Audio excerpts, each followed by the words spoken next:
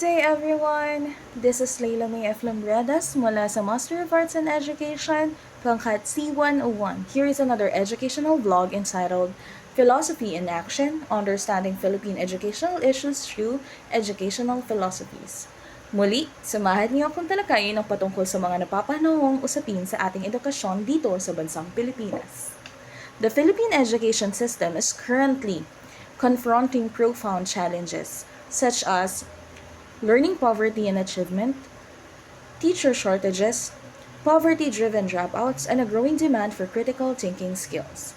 Far from being simple administrative or financial bottlenecks, these issues are deeply philosophical.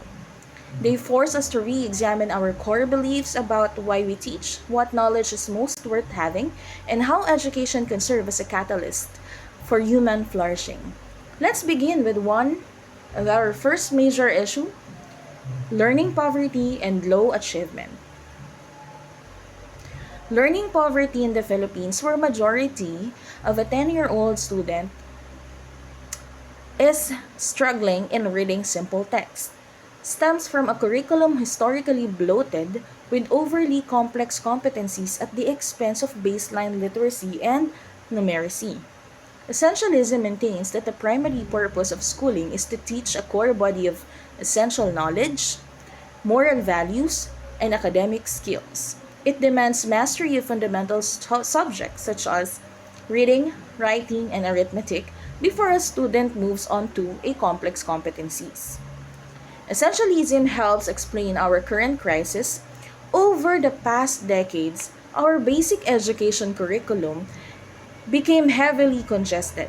Teachers were pressured to cover an excessive number of complex competencies, skipping the foundational mastery that young minds desperately need. For DepEd policymakers and school heads, an essentialist perspective justifies strategic curriculum decongestion, such as the matatag curriculum's focus on foundational literacy and numeracy in Key Stage 1. We must ensure mastery of the basics. Ikalawang usapin sa edukasyon na ating tatalakayin ay ang teacher shortages and excessive workload. Perennialism explains that excessive workload is not just about having too many tasks.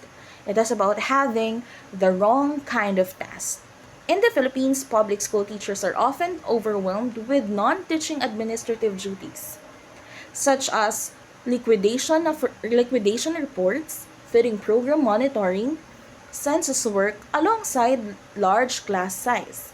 Perennialism explains that when teachers are treated as administrative clerks rather than intellectual mentors, their core educational identity is compromised.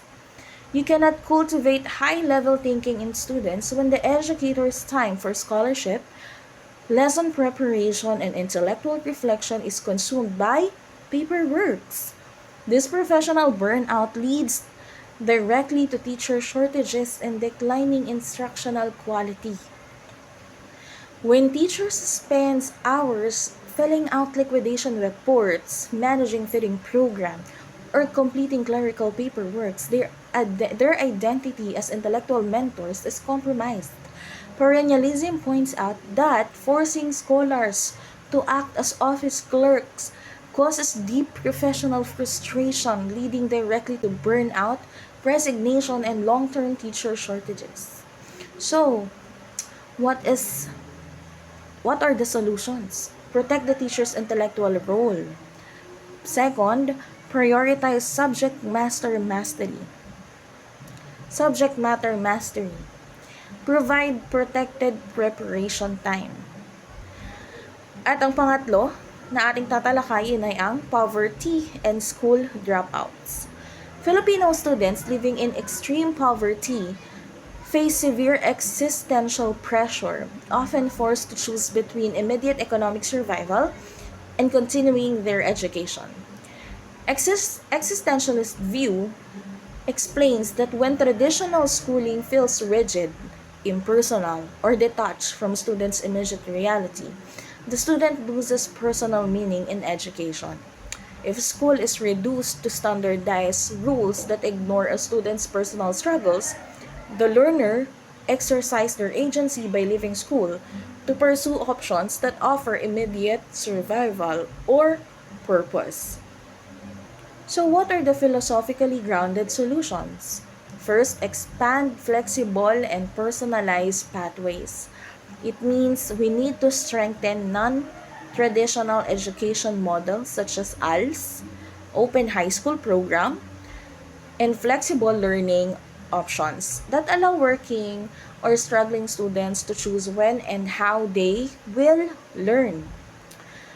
Second, student-centered life coaching and career guidance. Incorporate values, clarification, and personal goal setting programs that help students discover why they should connect schooling to their long-term vision. Third, contextualize and meaningful curriculum.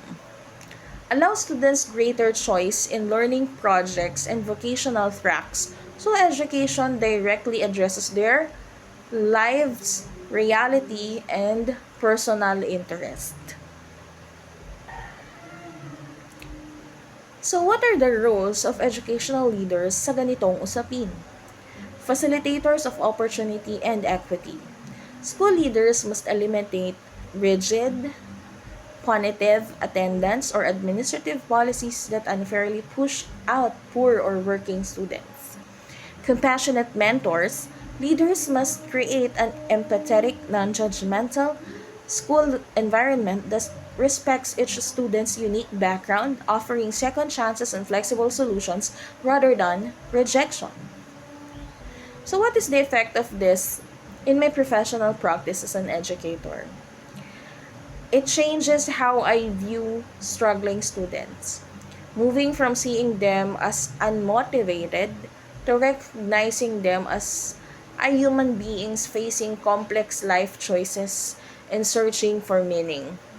Classroom application that I do, I am prompted to offer flexible assignment options, build supportive on one-on-one relationship, and designed lessons that connect directly to my students' personal lives, giving them voices, giving them choice and hope. And I believe that's the end of this vlog. And I would like to reiterate to each and everyone that anuman ang suliranin na kinakaharap ng ating bansang Pilipinas sa usaping edukasyon, huwag nating hahayaang mawala ang apoy sa puso natin na mag-educate ng mga kabataan at maging available tayo palagi sa mga kabataan na nangangailangan. Maraming salamat!